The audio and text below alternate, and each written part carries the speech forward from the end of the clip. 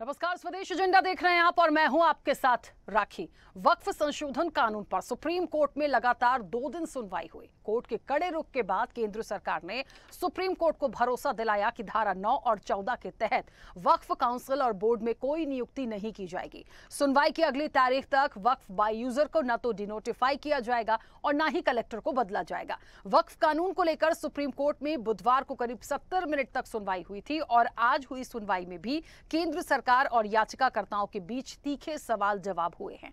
ऐसे में supreme court का जो फैसला है किसके पक्ष में आएगा, देश भर की निगाहें इसी पर टिकी है और उधर सरकार को 7 दिन का समय सुप्रीम कोर्ट ने दिया है हर पहलू पर जवाब देने के लिए। ऐसे में क्या होगी अगली जो पूरी एक प्रक्रिया इस पर होगी, अगला क्या डिसीजन होगा, इसी पर सबकी निगाहें हैं। आपको ये भी बता दें कि 5 मई अगली तारीख जो है वो सुनवाई के लिए तय की गई है, लेकिन 3 ऐसे प्रस्ताव हैं जो 3 जजों की बेंच ने बहुत सामने रखे हैं जिस पर सरकार के लिए एक मुसीबत हो सकती है।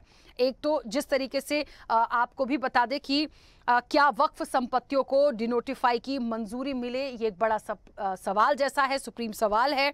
क्या कलेक्टर के अधिकारों पर रोक लगाएंगे, ये भी एक बड़ा सवाल है। और इसके अलावा जो सबसे अहम बात, जब ये वक्फ संशोधन कानून आया जिसके बाद सवाल उठा, वो तीसरा बड़ा सवाल था कि क्या वक्फ बोर्ड में गैर मुस्लिमों की एंट्री सही है। ये वो 3 पहलू हैं, 3 ऐसे सवाल हैं जिसको सामने रखा गया है, जवाब मांगा गया है सरकार से, 7 दिन का वक्त दिया गया है और यही वो 3 अहम पहलू हैं जिसको लेकर एक सरकार के लिए मुसीबत हो सकती है। लेकिन अगली सुनवाई तक इंतजार करना होगा, सबकी अलग प्रतिक्रिया है और उसके बाद ही तमाम बातें सामने आएंगी कि आखिरकार सुप्रीम कोर्ट जो है वो अगली जब सुनवाई करेगा उस पर क्या डिसीजन होता है। इसके अलावा सुप्रीम कोर्ट ने एक और महत्वपूर्ण बात कही है कि बहुत ज्यादा डिटेल में नहीं जाना है। 5 प्रमुख आपत्तियां ऐसी हैं जिस पर जो सुप्रीम कोर्ट है वो सुनवाई करेगा।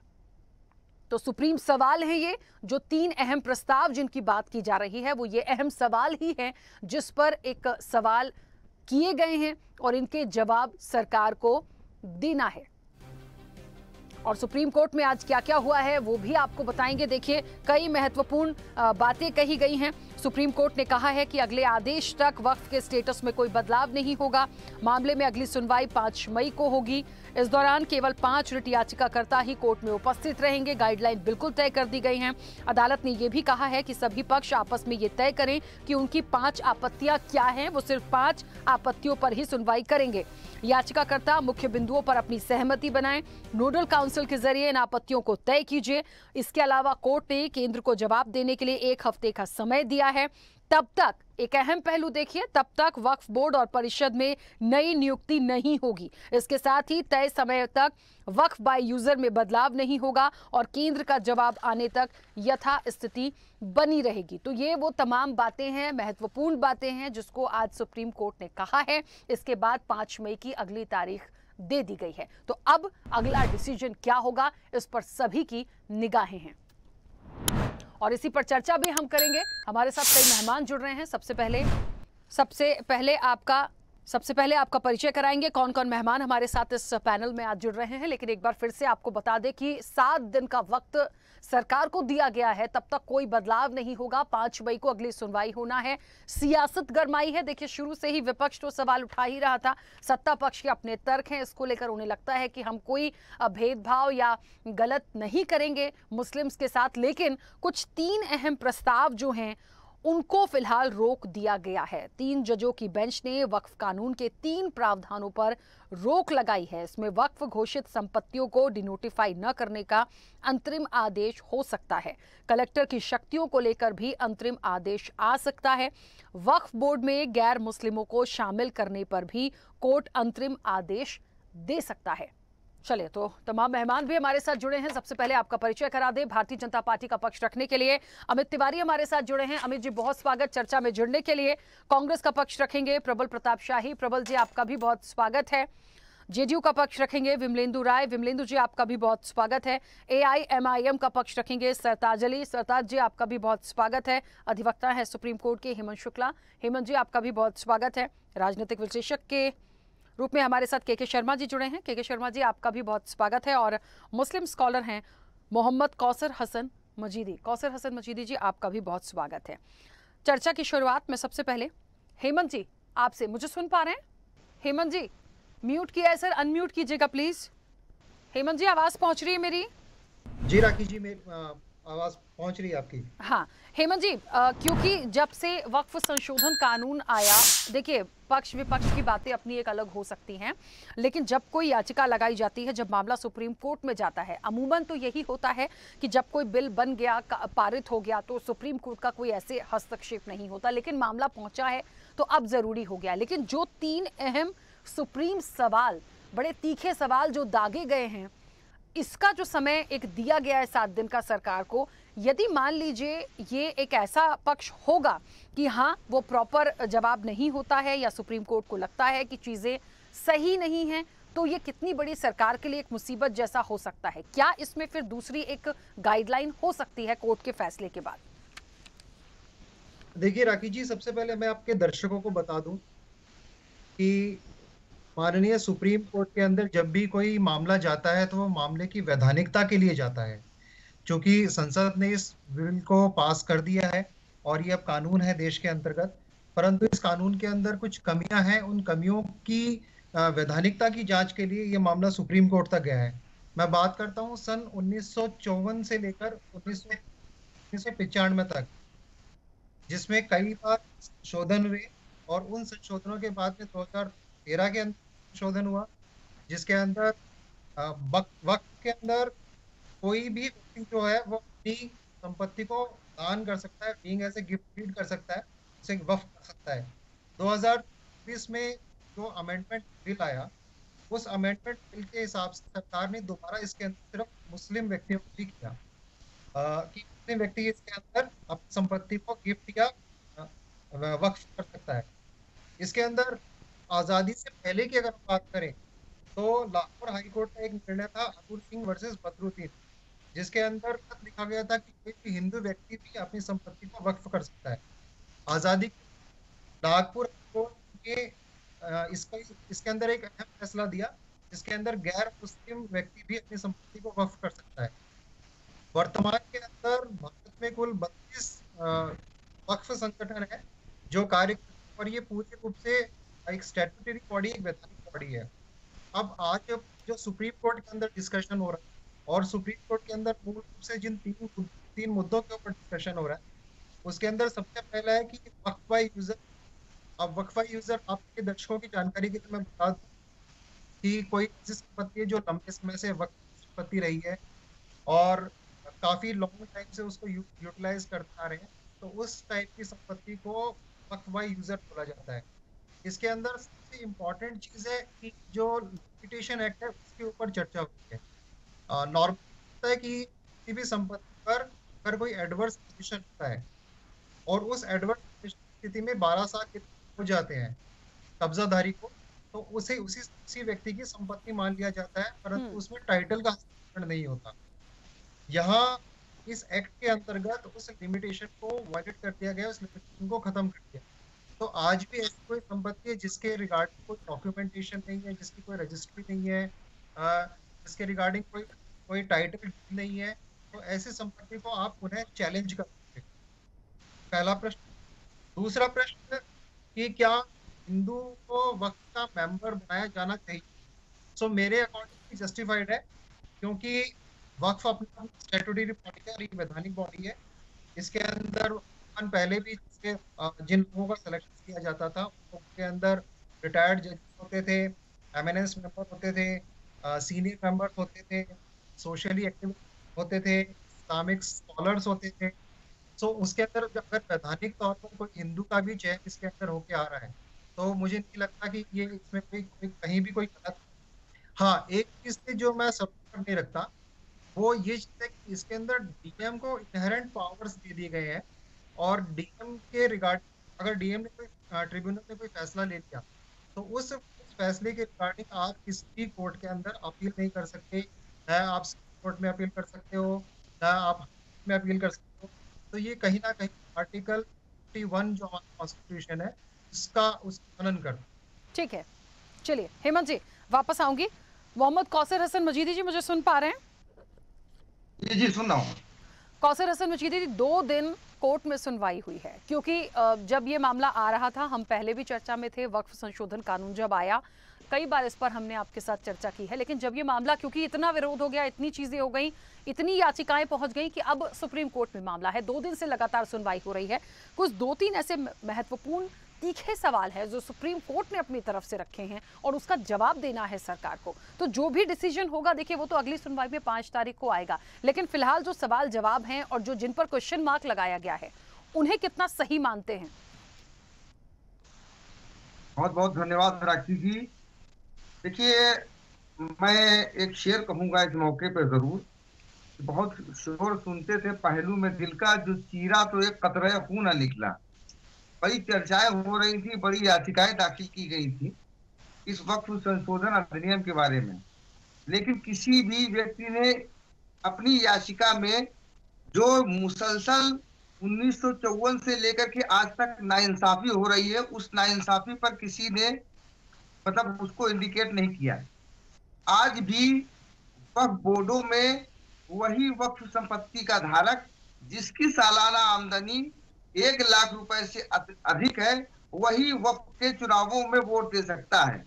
क्या ये जो है मतलब खुला हुआ उल्लंघन नहीं है अधिकारों का, कि जिसकी इस पास इतनी संपत्ति नहीं, क्योंकि आप मतलब संपत्ति के आधार पर मतदाता का मत तय किया जाएगा।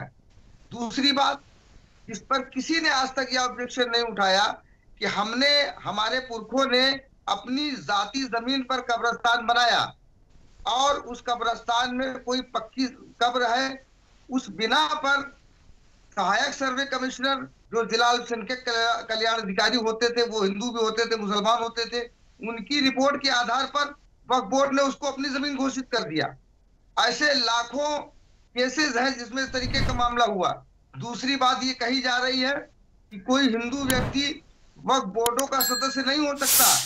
तो ये क्या जानकारी नहीं है देश के लोगों को कि हरियाणा और पंजाब में बहुत सी ऐसी दरगाहें हैं, बहुत सी ऐसी खानकाहें हैं जिसमें सूफी परंपरा के लोग हिंदू धर्म के होते हैं, सिख धर्म के होते हैं, लेकिन वो वक्फ में जो एक अपना रजिस्ट्रेशन कराते हैं तो मुस्लिम वक्फ में कराते हैं। जब किसी हिंदू की जमीन को वक्फ किया जा सकता है, तो क्या कोई हिंदू इस देश में वक्फ का मेंबर नहीं हो सकता है? हम तो उस देश में रहते हैं जिस देश में आज भी अदालतों में पंडित जस्टिस आनंद नारायण मुल्ला का लिखा हुआ मुस्लिम लॉ पढ़ाया जाता है। आज इस तरीके की बातें करना, उस पर राजनीतिक चर्चा करना, हिंदू मुसलमानों के बीच में खाई उत्पन्न करना, ये बहुत गलत बात है। ये देश एक सेकुलर पृष्ठभूमि का देश है। इस देश में हमेशा जो भी नियम बनाए गए, कानून बनाए गए, सबको समान तरीके से बनाए गए। हाँ, ये बात अलग है कि मुसलमानों या दूसरे अल्पसंख्यकों को बहुत से अधिक अधिकार दिए गए, लेकिन अगर उसमें कोई ऐसी चीज लाई जा रही है तो उस पर इतना हो हल्ला नहीं मचाना चाहिए। दूसरी बात, सारे मसले को खुद माननीय उच्चतम न्यायालय तय कर देगा। इस देश के मुसलमानों ने हमेशा उच्चतम न्यायालय पर भरोसा किया है, चाहे वो कोई भी निर्णय रहा हो। अब भी सुप्रीम कोर्ट जो भी निर्णय देगी उसको इस देश का मुसलमान सहर्ष स्वीकार करने का काम करेगा।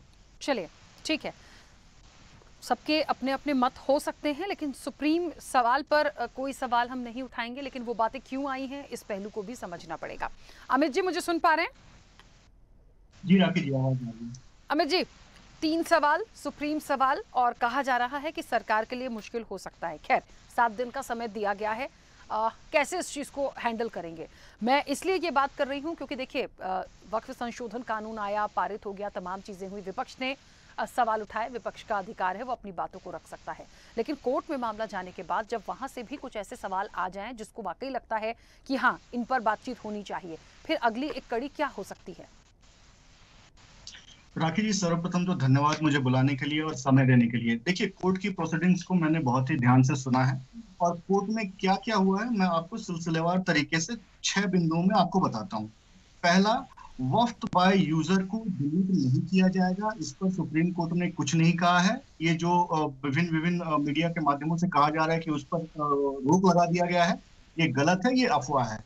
दूसरी बात, सुप्रीम कोर्ट ने ये आश्चर्य जरूर जाहिर किया है कि जो हाई कोर्ट है दिल्ली का, वो भी वफ्त की जमीन पर है, इस पर आश्चर्य जाहिर किया है। पार्लियामेंट बिल्डिंग जो है वो भी वफ्त की जमीन पर है, उस पर भी आश्चर्य जाहिर किया है। उसके बाद साल 5 साल का जो प्रोविजन है कि मुस्लिम प्रैक्टिशनर होना चाहिए वक्त करने के लिए, उसको भी उसमें भी कोई बात नहीं होगी, ये सुप्रीम कोर्ट ने साफ किया है। उसके बाद सेक्शन 3C और 3D जो बोलता है क्लैरिफिकेशन और रेगुलेशन ऑफ वक्फ प्रॉपर्टी, उस पर भी कोई बात नहीं होगी। लिमिटेशन एक्ट को जो डिलीट किया गया है उस पर भी कोई बात नहीं होगी। तो वक्त बाय यूजर की हम बात करते हैं, क्या हमने इस देश में सुना है कि मंदिर बाय यूजर? क्या हमने सुना है temple by user, gurdwara user, church by user? जब ऐसा कोई प्रावधान देश में है नहीं तो वक्त बाय यूजर का बहुत ज्यादा कोई महत्व रह नहीं जाता है। तीसरी आखिरी बात से मैं अपने बात को बताना चाहूंगा राकेश जी, कि जिस देश में प्रभु श्री राम को अपना अस्तित्व साबित करने के लिए दस्तावेज देने पड़े और ये वही वकील थे कपिल सिब्बल और अभिषेक मनु सिंघवी, खड़े होकर प्रभु श्री राम के अस्तित्व आज ये किस तरीका कानून है और किस तरीके का तर्क है, ये तो मुझे समझ में नहीं आता। दूसरी बात और आखिरी बात मैं ये कहना चाहूंगा कि जो याचिकाकर्ता आज कोर्ट में गए थे, चाहे वो समाजवादी पार्टी के हो, ओवैसी हो, कांग्रेस हो, टीएमसी हो, सीपीएम हो, आरजेडी हो, जितने भी लोग गए थे पिटिशनर के तौर पे कोर्ट में इस बिल के खिलाफ, का जो हत्या बंगाल में हुई, जो हिंसा बंगाल में हुई, क्या उसके लिए कोई भी उठकर खड़ा हुआ और इनमें से किसी ने भी आवाज उठाई? किसी ने कुछ नहीं बोला। तो जो हरि दास को और चंदन दास को, पिता पुत्र को जो घसीट कर मार डाला गया, उसका जिम्मेदार कौन होगा अगर कोर्ट में ये साबित हो जाता है कि जो संशोधन किए गए वो सही किए गए? इसका जवाब आज इस अगर चर्चा से निकल पाए तो ठीक, नहीं तो आपके दर्शकों को मैं ये कहना चाहूंगा कि वो इस चीज पर जरा सोचे कि जिस देश में प्रभु श्री राम को दस्तावेज दिखाने पड़ सकते हैं, वहां पर किसी और को छूट कैसे मिल सकती है। ठीक है, प्रबल जी मुझे सुन पा रहे हैं? प्रबल जी म्यूट है, अनम्यूट कीजिएगा। हाँ प्रबल जी, सुप्रीम कोर्ट का जो भी वक्तव्य 2 दिन से आया, 2 दिन से सुनवाई चल रही थी, महत्वपूर्ण आज वो सारी चीजें हैं जो उन्होंने समझा और जिस पर उन्होंने सवाल उठाए हैं, जिसके लिए जवाब सरकार को देना है। सरकार अपना क्या जवाब देती है, इंतजार 5 तारीख का होगा अगली सुनवाई का। लेकिन जो कुछ भी एक आपत्तियां कह लीजिए या जिन पर एक तीखे सवाल सुप्रीम कोर्ट ने उठाए हैं, उसको किस तरह से कांग्रेस पार्टी ले रही है? आपको लगता है कि हाँ अभी भी इस वक्फ संशोधन कानून में कुछ चीजें रुकेंगी? देखिए, ये जो वक्त संशोधन कानून ये लाई है ये सरकार, मौजूदा सरकार जो है, मोदी नीत सरकार, आपको सरकार, ये वैसे ही है जैसे 3 काले कानून लाए थे, बिना तैयारी के आई थी और जमीनों पे कब्जा करने का मूल उद्देश्य जमीनों पे कब्जा। और मैंने पिछली बार भी बोला, वक्त की जमीनें जो है वो प्राइम लोकेशन पे आ गई, शहर अंदर आ गई है, महानगरों के अंदर है। इसके ऊपर अडानी की नजर, अंबानी की नजर है। और आपको मालूम है कि अंबानी का जो मकान एंटीरिया है वो वक्त की जमीन पर है या 3 खाने पर की जमीन पर। तो मुझे लगता है उसको बचाने के लिए सारे वक्त की जमीनों को के कानून को बदला जा रहा है। और कोई बात, कोर्ट ने बहुत सारी चीजें अपनी बातें कही है कि वक्त के उस वाले बोर्ड में जो है कोई नॉन। प्रबल जी आवाज नहीं आ रही आपकी,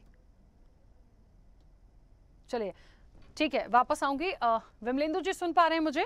जी आवाज आ रही है आपकी। विमलेंदु जी, सबसे पहले तो आपकी प्रतिक्रिया, जो कुछ भी हुआ, जैसा भी हुआ, अब खास तौर पर मैं सुप्रीम कोर्ट ने जो सवाल उठाए हैं, जो उनकी गाइडलाइन है अब आगे के लिए, हम उस पर ही बात करेंगे। देखिए, मामला सुप्रीम कोर्ट में चला गया है। सुप्रीम कोर्ट जो है वो इस पे कोई टिप्पणी करना मेरे लिए अभी उचित नहीं है, या किसी के लिए भी, क्योंकि सुप्रीम कोर्ट में ये मामला है और जो अभी सुप्रीम कोर्ट की अपनी टिप्पणी है उसको सरकार को जितना समय दिया गया है, सरकार उस पर अपना जवाब देगी, ये एक निश्चित बात है। इन बातों पर चर्चा हो रही है। सुप्रीम कोर्ट ने कहा है कि आप उस पर विस्तार से जो है इसको डिटेलिंग में आप मुझे दीजिए, तो निश्चित रूप से सरकार का पक्ष है, सरकार अपना पक्ष रखेगी। और राजनीति तो इसमें जिस दिन से आप देखेंगे कि वक्फ अधिनियम जिस दिन से पास हुआ, कानून बना, उसके बाद भी पूरे भारत में राजनीति चल रही है। राजनीति में कोई जो है वह आप इसमें देखेंगे पक्ष विपक्ष, पक्ष जो है वह सरकार, हम लोग सभी अपनी बातें रख रहे हैं, विपक्ष को जितना शोर शराबा हो, हंगामा करना है वो भी कर रहा है। लेकिन आप ये देखेंगे कि आज की परिस्थिति में भारत में जो बदलाव की बात है कि आखिर पुराने जो कानून है उस कानून को आप कब तक जो है वो ढोते रहिएगा। अगर उसमें कोई परिवर्तन करने की जरूरत है तो क्यों नहीं किया जाए। बहस इस मुद्दे पर होनी चाहिए, क्योंकि राष्ट्र जिस तरह से परिवर्तित हो रहा है, राष्ट्र की जरूरतें जिस तरह से बढ़ रही हैं, उस तरह से कोई पुराने कानून को आप लगातार आप उसको ढोते चलिए, चलते चलिए, ये परिपाटी को तो खत्म करना है। कांग्रेस पार्टी या कोई भी विरोधी दल जो आज सत्ता में है वो ये करने की हिम्मत नहीं कर सकती।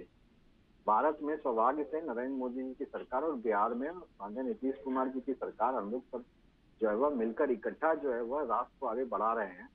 इसमें वक्फ अधिनियम एक बहुत बड़ा क्रांतिकारी, मैंने पिछली बार भी कहा था, ये क्रांतिकारी परिवर्तन है।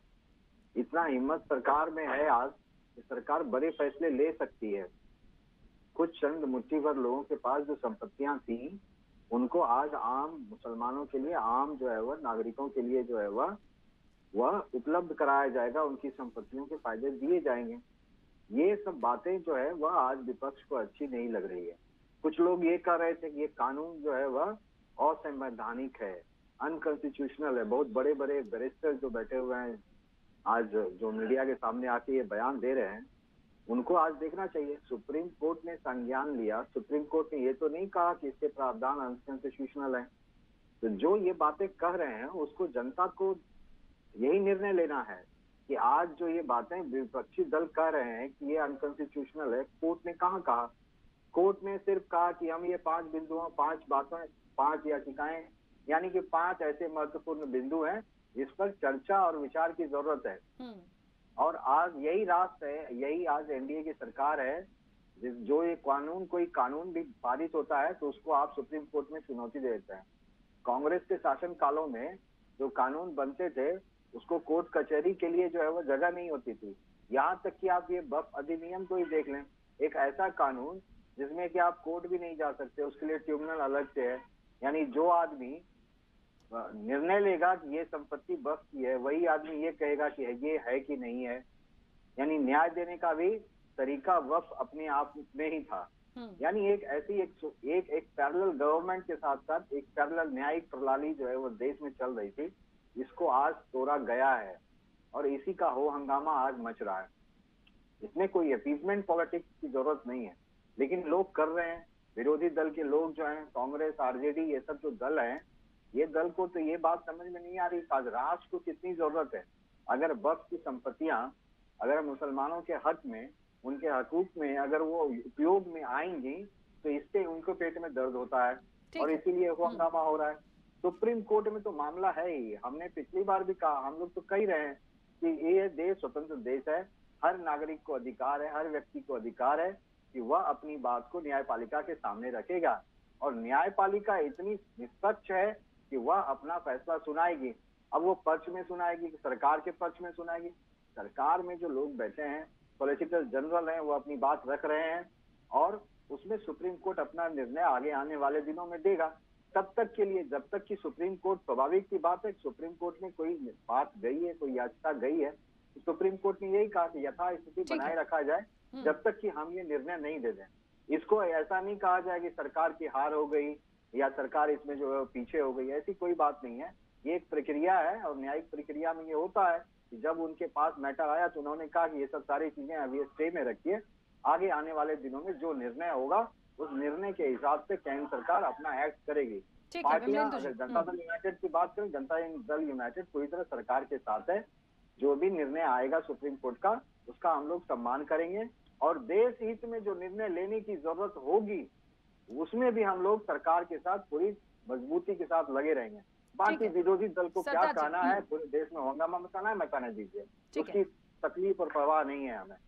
सरताज जी, अनकॉन्स्टिट्यूशनल तो आज असदुद्दीन ओवैसी कह रहे थे और मुझे लगता है अब जो बातें रखी गई हैं इस पूरे चीज़ के, पूरे मामले के कोर्ट में आने के बाद, वहाँ सुप्रीम कोर्ट ने अलग चीज़ों पर बात रखी है, तो अनकॉन्स्टिट्यूशनल कैसे? सरताज जी सुन पा रहे हैं मुझे?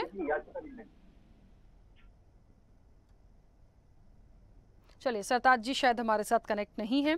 के शर्मा जी, मेरी आवाज पहुंच रही है? के शर्मा जी, चलिए के शर्मा जी भी हमारे साथ नहीं जुड़े हैं। ठीक है, के शर्मा जी सुन पा रहे हैं मुझे? हाँ, मैं सुन पा रहा हूँ। हाँ, के शर्मा जी, 3 महत्वपूर्ण सवाल जो आज रखे गए हैं, मैं आज इन्हीं कड़ियों पर इसलिए हूं क्योंकि उस पूरे वक्फ संशोधन कानून में हमें पता है, कानून आया, बन गया, पारित हो गया, तमाम चीजें हो गई, विरोध हो रहा है, होता रहेगा, होने दीजिए। लेकिन जब मामला कोर्ट तक पहुंचता है, खासतौर पर सुप्रीम कोर्ट, और वहां से कोई ऐसे प्रस्ताव हैं जिन पर रोक लगा दी जाए या उन चीजों को सामने रख दिया जाए, सरकार को वक्त दे दिया जाए कि अपनी बात रखिए। मान लीजिए कि वक्फ बोर्ड में गैर मुस्लिमों की एंट्री पर एक सवाल किया गया है सुप्रीम कोर्ट की तरफ से, कलेक्टर के जो अधिकार हैं उन पर एक रोक लगाने जैसा सवाल किया गया है, संपत्तियों को डिनोटिफाइड की मंजूरी मिले, इस पर सवाल किया गया है। इस पर कोई भी एक डिसीजन मान लीजिए ऐसा आता है जिसमें बदलाव की जरूरत पड़े, तो फिर इसका क्या एक दिशा होगी? कोर्ट का कोई भी डिसीजन इंटरिम यदि रिलीफ आया है, परमानेंट नहीं है। जब परमानेंट जब डिसीजन होगा तो अभी से उस पे कयासे लगाना या किसी चीज पे रोक लगाना अभी बहुत जल्दबाजी होगी या सख्ती होगी। अब रही बात कि कोर्ट ने जो लगाया, तो कोर्ट सुप्रीम कोर्ट ने लगाया, कोई छोटा नहीं है। वो कोर्ट ने यदि उसको ऐसा लगा कि देश के बहुत सारे लोगों के साथ अन्याय हुआ है, तो सुप्रीम कोर्ट के पास यदि सुनवाई हो रही है और सुप्रीम कोर्ट को अभी तत्कालीन 7 डेज के लिए यदि उस पर किसी चीज पे रोकथाम लगाया, बट अभी जो है फाइनल ऑर्डर जो है आना बाकी है।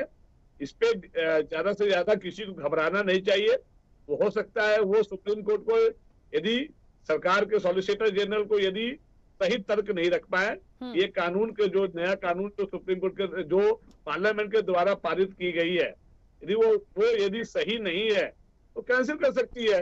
क्योंकि सुप्रीम पावर जब मामला देश की आंतरिक सुरक्षा और जब कानून में कुछ जब विभेद हो, तो उस समय सुप्रीम कोर्ट की जो है काफी ज्यादा सुप्रीम हो जाता है, पावरफुल हो जाता है।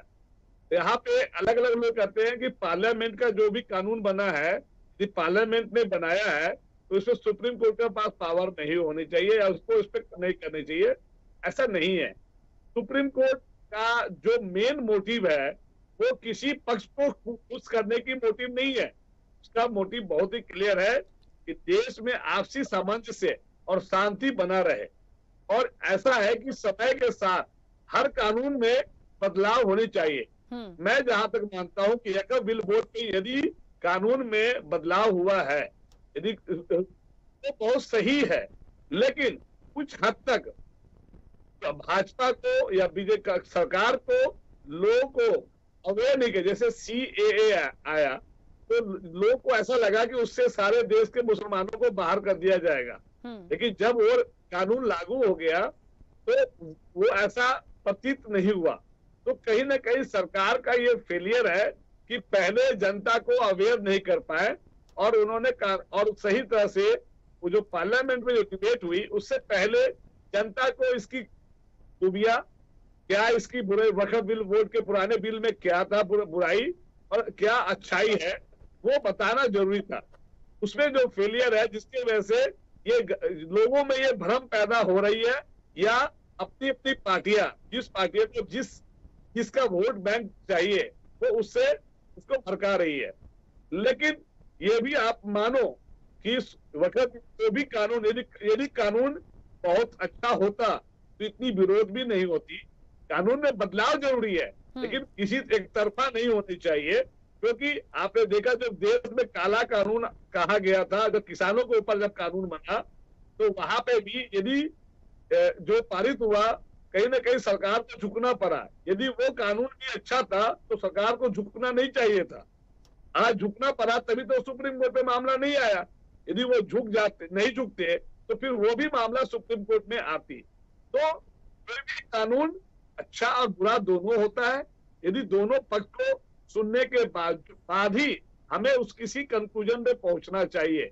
अभी क्योंकि मैटर सब जुडिस है तो सुप्रीम कोर्ट के किसी भी टिप्पणी पे हमें अलग इंटरप्रिटेशन नहीं करना चाहिए। आप देखिए भाजपा का अभी जो अमित राज जी है वो अलग अलग इंटरप्रिटेशन कर रहे हैं, लेकिन उन्हीं की पार्टी के बहुत सारे ऐसे जो कहा गोदी मीडिया कहा जाता है, उनका ही स्टेटमेंट मैंने उनको सुना दूंगा, जो उनके लिए हमेशा तारीफ का काम करते हैं। वो भी इस बात को बता रहे हैं कि सुप्रीम कोर्ट ने 7 दिनों का जो समय दिया है और सॉलिसिटर्स को इस पे टिप्पणी देने के लिए उनको जो समय मांगा गया था वो दिया गया। साथ में 3 कानूनों पे जो रोक लगाई गई है, ये बात सही है। अमित जी को हमारे ख्याल से आप उसका यदि आपके सारे बयान यदि आपने सुना है तो वो कान में आप सुनना, जो कोर्ट का जो टिप्पणी थी वो बहुत ही क्लियर है कि जो डीएम के पावर को, कलेक्टर के पावर को, साथ में जो रीनोटिफाइड जमीन को, और ये इन सब चीजों पे, मुद्दों पे उन्होंने अभी एक स्टे लगाया गया है कि साथ उस पे हम दोबारा से किसी भी नियुक्ति जो गैर मुस्लिम है उनको नियुक्ति के लिए किया गया है। आपकी अब इंटरप्रिटेशन अलग है, सबकी हर न्यूज चैनल की आपने कहा, तो वो जो न्यूज चैनल है वो भी आप ही के गुणगान गाते हैं। सुप्रीम कोर्ट यहाँ पे बहुत ही स्ट्रांग है और उसकी मंशा किसी भी के साथ जस्टिस ना हो इसका ध्यान रखना उनका कर्तव्य है। और अभी बहुत ही कम समय हुआ है, अभी तो सिर्फ 2 सुनवाई हुई है, ये केस काफी लंबा चलेगा, इस पे बहुत सारे पहलू पे सुनवाई होगी, अलग अलग पहलू पे इसके लाभ और हानि, और किस हानि में कितने लोग की हानि होगी, वो सभी पहलुओं पे सभी बिंदु पे बहस होगी और दोनों पक्ष को बराबरी मौका दिया जाएगा और सुप्रीम कोर्ट के जो निर्णय आएगा वो सभी को मान्य होगा।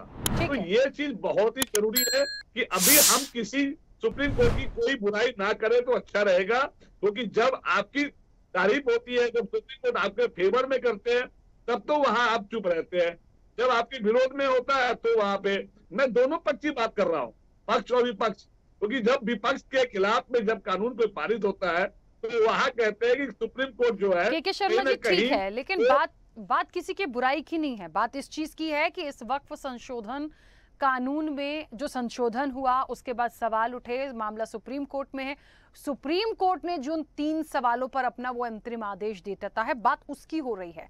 मान लीजिए वो आदेश सरकार के विपरीत होते हैं, सरकार के अगेंस्ट में होते हैं, मान लीजिए, तो क्या फिर इसका संशोधन वापस से होगा? बिल तो पारित हो चुका है, क्या सरकार की मजबूरी होगी? वो गाइडलाइन क्या कहती है, ये अहम सवाल है। देखिए पार्लियामेंट के दोनों सदनों में आपकी संख्या है तो आप कानून में कुछ भी मनमानी नहीं कर सकते। उसी मनमानी को रोकने के लिए सुप्रीम कोर्ट एक पावर बनाया गया है और वो उसकी, यदि उनको ऐसा लगता है कि ये गलत कानून का पास हुआ है और सुप्रीम कोर्ट से ऊपर कोई नहीं है, सरकार यदि इस तरह से तानाशाही, कोई भी पार्टी, मैं कह रहा हूं जब कांग्रेस की सरकार में थी तो बहुत सारे कानून बनते थे, तब भी मामला सुप्रीम कोर्ट में आती थी और सुप्रीम कोर्ट उस पर रोक लगाती थी। आज यदि भाजपा की सरकार है और भाजपा के यदि किसी कानून के संशोधन में यदि खामियां होगी तो उसको सुधार करना सुप्रीम कोर्ट का कर्तव्य है। लेकिन मेरा मानना यह है, पर्सनली यदि आप मेरे से पूछेंगे कानून से हटके, तो कानून में संशोधन होना बहुत जरूरी है कि कोई भी समय जब कानून बनती है तो उस समय उस कानून के हिसाब से बहुत सारी गलतियां होने लगती है, ठीक है सर, छत्र पावर आ जाता है। वो पावर को कम करने के लिए सरकार ने जो एक कदम बढ़ाया है वो सही है, लेकिन उस कदम में जरूरी नहीं है कि सरकार ने जो सारी कदमें जो बढ़ाई है वो 100% परफेक्ट हो। ठीक है के शर्मा जी, 1 सेकंड में रुकूंगी आपको। सरताज जी हमारे साथ जुड़ गए। ठीक है के शर्मा जी, सरताज जी मुझे सुन पा रहे हैं? सरताज जी, सर आवाज नहीं आ रही है आपकी, बार बार कनेक्ट और रिकनेक्ट होता है, ऐसे में बहुत समय भी जाता है। ठीक है, मेरी आवाज शायद नहीं पहुंच रही। अमित जी कुछ कहना चाह रहे थे, अपनी बात रखिए। राखी जी, अभी मेरा नाम लिया गया इसलिए मैं ये कह रहा हूँ कि मैंने सुप्रीम कोर्ट की टिप्पणी को किसी गलत तरीके से मैंने नहीं परिप्रेक्ष्य में रखा और ना ही ये कहा कि सुप्रीम कोर्ट ने गलत कहा है या सही कहा है।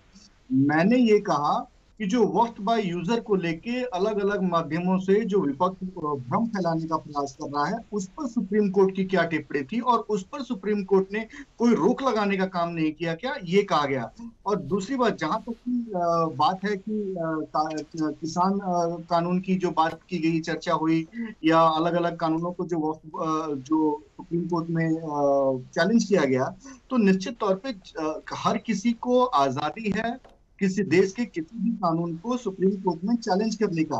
लेकिन आज देखिए, उप राष्ट्रपति जी ने भी ये कहा है कि संसद से पारित सुप्रीम कोर्ट ने आज इस हद तक आगे बढ़ गए कि वो राष्ट्रपति को डेडलाइन दे रहे हैं। सुप्रीम कोर्ट ने राष्ट्रपति को डेडलाइन दे दिया कि किस तरीके से 3 महीने का समय में उनको निर्णय लेना है या डिसीजन देना है। तो निश्चित तौर पे कुछ चीजों को, और सुप्रीम कोर्ट में खुद कई सालों तक चीजें लंबित रहती हैं, डिसीजन नहीं आ पाता है, और सुप्रीम कोर्ट प्रेसिडेंट को डायरेक्शन दे रहा है कि प्रेसिडेंट को 3 महीने के अंदर इस पर डिसीजन लेना पड़ेगा। तो निश्चित तौर पे इन सभी चीजों पर बात तो होनी चाहिए। और जो भी कानून को अगर चैलेंज कर रहे हैं, मेरा तो ये कहना था कि चाहे वो जमीते हिंद हो या मुस्लिम पर्सनल लॉ बोर्ड हो या जितने भी पार्टियां आज याचिकाकर्ता बनकर गई थी इस बिल के विरोध में, क्या इस जो हिंसा बंगाल में हुई, क्या इसकी जवाबदारी लेंगे? अगर सुप्रीम कोर्ट से ये फैसला निकल कर आ जाता है कि बिल में कोई गड़बड़ी नहीं है, बिल सही है, क्या उसकी जिम्मेदारी लेंगे? क्या जो पिता पुत्र को मार दिया गया घर से घसीट कर, उनकी क्या गलती थी? क्या उसका न्याय मिलेगा? तो उनके न्याय की लड़ाई कौन लड़ेगा? आज ये सारी पार्टियां वक्फ बोर्ड के अगेंस्ट में सुप्रीम कोर्ट खड़ी हैं, उस पिता पुत्र की लड़ाई कौन लड़ेगा? राखी जी, आज मेरा ये सवाल आपके दर्शकों से और आपके माध्यम से पूरे देश से ये पूछ रहा हूँ। ठीक है हेमंत जी। तो अमित जी मैं अमित जी का जवाब देना चाहता हूँ थोड़ा जल्दी से सर। हाँ। बार बार ये बंगाल कहते हैं। बंगाल से आपको कोई प्यार नहीं है, आप बंगाल का तो नाम नहीं लो तो अच्छा है, क्योंकि बंगाल से आपको सिर्फ सत्ता चाहिए, सत्ता। और वहां पे बंगाल में कोई स्थिति खराब नहीं है, वहां जाओ तो कश्मीर से तो अच्छा ही जगह है और कहीं शांति है, लोग सस्ते में कर रहे हैं। बंगाल की हो रहा है तो ये आप है। मैं बंगाल में रहता हूँ, मैं बंगाल की परिस्थिति बंगाल में बांग्ला बुझते बारी बोलते बारी झूठ बोल रहे हैं। कहाँ जा रहे हैं आपका? वहाँ पे भ्रम चला। तो अगर आप ममता बनर्जी को जाइए और कहिए कि इस्तीफा दें। क्या ममता बनर्जी क्या खराब कर दी? आप बात से बोले बंगाल में ये है, बंगाल में वो है। पुत्र को इस बिल के माध्यम से खराब हो रही है, आपको बंगाल की चिंता पड़ रही है। उसकी जिम्मेदारी कौन लेगा? फालतू की बकवास मत कीजिए। जिम्मेदारी क्या हो गया बंगाल में? फालतू की बकवास मत कीजिए। टीएमसी की दलाली कीजिए यहाँ पर। इसमें दंगा हो रहा है हर जगह, जहाँ देखो हिंदू मुस्लिम सिख ईसाई यही चल रहा है। कभी औरंगजेब, कभी हर मुझे ऐसा लगता है आज की मुख्य रूप से चर्चा उन 3 प्रस्तावों को लेकर जो सरकार से सवाल पूछे गए हैं उसका जवाब होगा और आगे उस पर क्या इम्प्लीमेंट किया जाएगा। बात इस चीज की थी, बहुत महत्वपूर्ण विषय है क्योंकि वक्फ संशोधन कानून को लेकर लगातार विरोध किया है विपक्ष ने, लेकिन सुप्रीम कोर्ट जब सवाल उठाता है तो वो जाहिर तौर पर सबके संज्ञान में होता है कि आखिर क्या वाकई कोई बदलाव होगा। हम उस पर चर्चा कर रहे हैं, प्लीज व्यक्तिगत रूप से इस तरह की बातें ना करिए और बंगाल को फिलहाल बीच में मत लाइए, मैं रिक्वेस्ट कर रही हूँ। हेमंत जी ठीक है, के शर्मा जी ठीक है। हेमंत जी आवाज पहुंच रही है मेरी? जवाब देने दीजिए इनको, अमित जी की जो बार बार बंगाल। अरे हेमंत जी मुझे आपकी आवाज आ रही है? हाँ, थोड़ा सा फोन हेमंत जी फोन थोड़ा सा पास में रख के बोलिएगा तो मुझे आवाज आपकी प्रॉपर क्लियर आएगी।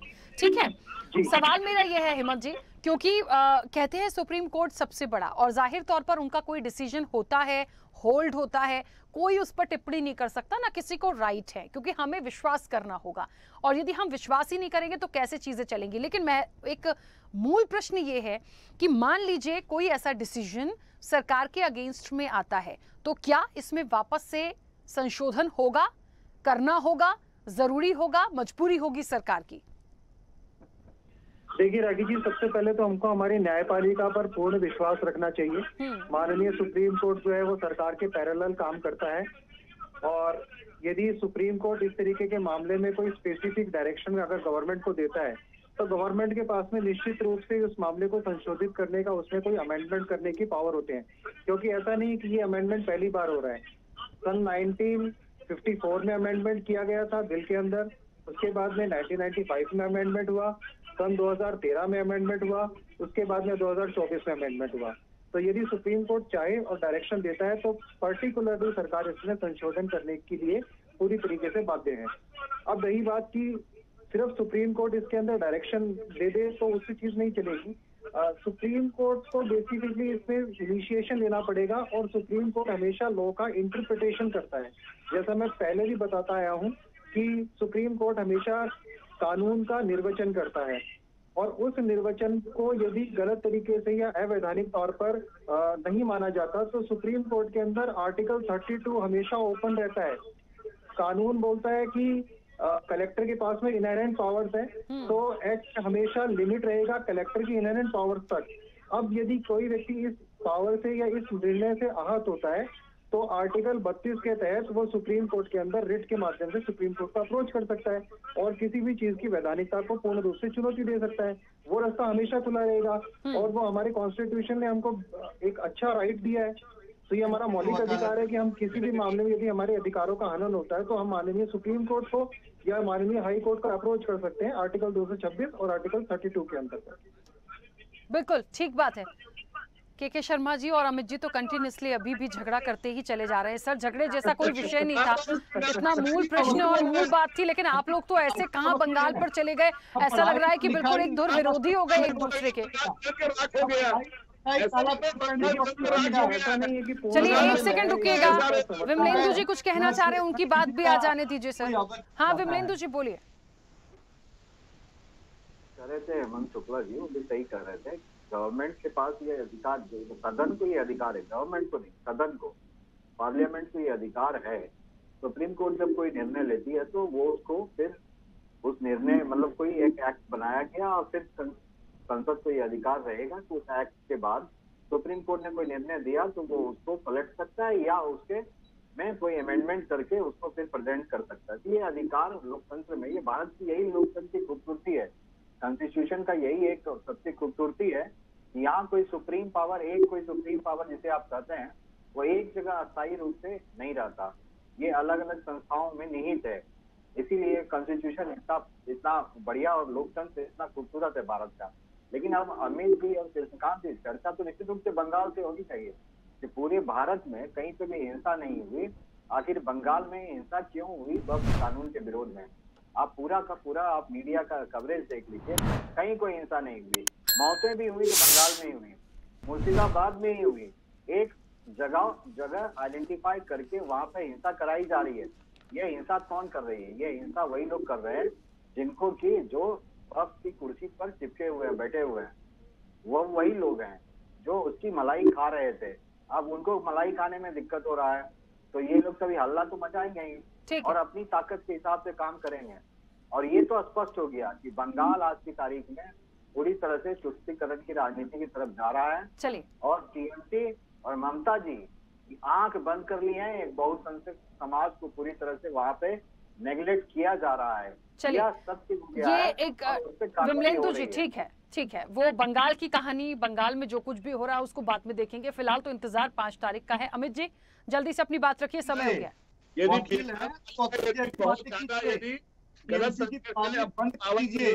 बार बोल रहा हूँ, जाते जाते टीएमसी की दलाली बंद कर दीजिए। अरे टीएमसी का दलाली, आप बीजेपी का जो है ना दलाली क्या है, आप लोग तो उसके चमचा है, आपके तो खुद बोल नहीं सकते हैं। दलाली बंद कर दीजिए, नहीं तो टीएमसी के बैनर के नीचे आइए, चमचा के बैनर के नीचे आइए, वरना दलाली बंद कीजिए और सही बात कीजिए। यहाँ पर ममता बनर्जी से आपको प्रॉब्लम है, वही ममता बनर्जी आपके पास आए खाना खाती है, आपके पास आप जाके उनके खाना खाते हो। सर ये वक्त की बात हो रही है, पता नहीं ममता दीदी पर इतना कंसर्न क्यों हो रहे हैं आप लोग, सब लोग। ठीक है, वक्त हो गया, मुझे इस चर्चा को रोकना होगा सर। 5 तारीख को आने दीजिए, कोई सुनवाई डिसीजन आएगा, फिर अपन बात करेंगे। बोलिए कि विधान पालिका यदि जब भी गलत करे तो न्यायपालिका वहाँ पे सबसे सर्वोच्च हो जाता है, और उसके बाद भी आपको न्यायपालिका से सेटिस्फाइड नहीं है तो वंस अगेन आप कानून बना सकते हैं दोबारा, और फिर यदि उसमें कोई गलती होगा तो वापस वो न्यायपालिका में आएगा। क्योंकि कार्यपालिका विधान पालिका को यदि कोई बांध के रखता है और मजबूत रखता है तो वो है न्यायपालिका। यदि न्यायपालिका नहीं होगा तो देश में विधान पालिका बहुत ज्यादा पावरफुल हो जाएगा। देश के संविधान के ऊपर कोई नहीं है, देश के संविधान के ऊपर कोई नहीं है, देश के संविधान के ऊपर पार्लियामेंट के ऊपर कोई नहीं है। समझ में आया? खाना खाने जाते हैं, अकल में डाल लीजिए, इतनी सी बात अकल में डालिए। खाना बनाते हैं, वकालत की जो पढ़ाई की है उसे याद कीजिए जरा। काला कोट पहनने से कोई वकील नहीं हो जाता है। भाई तो मैंने क्या बोला, वकील संविधान के ऊपर कोई नहीं है, संविधान सर्वोपरि है। पता नहीं आप लोगों को क्या हो गया। खैर ठीक है, 5 तारीख की सुनवाई में देखेंगे क्या एक अहम पहलू आते हैं, फिर इस चर्चा पर बैठेंगे। और फिलहाल क्योंकि समय भी हो गया, मुझे इस चर्चा को रोकना होगा। आप सभी मेहमानों का बहुत शुक्रिया इस चर्चा में जुड़ने के लिए। तो देखिए, एक बात बहुत महत्वपूर्ण है, वक्फ कानून पर लड़ाई, सुप्रीम कोर्ट में सुनवाई, और इससे भी महत्वपूर्ण पहलू ये कहता है कि 5 आपत्तियों पर सुनवाई होनी है। 3 सुप्रीम सवाल हैं जो सरकार की मुसीबत बढ़ा सकते हैं। यदि सरकार के अगेंस्ट में कोई डिसीजन आता है तो क्या उस पर इंप्लीमेंट होगा, कितना होगा, क्या संशोधन होगा, क्या फिर से ये तमाम चीजें होंगी, बड़ा सवाल है। और यदि सुप्रीम कोर्ट ने कोई सवाल निकाले हैं तो जाहिर तौर पर कुछ तो होगा। इसलिए ना तो हम किसी बिल पर सवाल उठा रहे हैं, ना हम सुप्रीम कोर्ट की जो गाइडलाइन आई है, जो सुप्रीम उनकी सुनवाई हुई है, उस पर सवाल उठाते हैं। लेकिन बात जो आई है वो पब्लिक डोमेन में आ चुकी है, इसलिए सबकी निगाहें इस पर है। इंतजार 5 मई का होगा कि आखिर अगली सुनवाई में क्या एक निष्कर्ष या फैसला निकलकर सामने आता है। फिलहाल चर्चा में इतना ही। बने रहिए स्वदेश न्यूज के साथ। सबसे पहले देश। ऐसे ही वीडियोस के लिए लाइक करें, शेयर करें, फॉलो करें। YouTube पर जाकर सब्सक्राइब कर बेल आइकन दबाना ना भूलें। और ताजा अपडेट्स के लिए स्वदेशलाइव.com पर जरूर जाएं।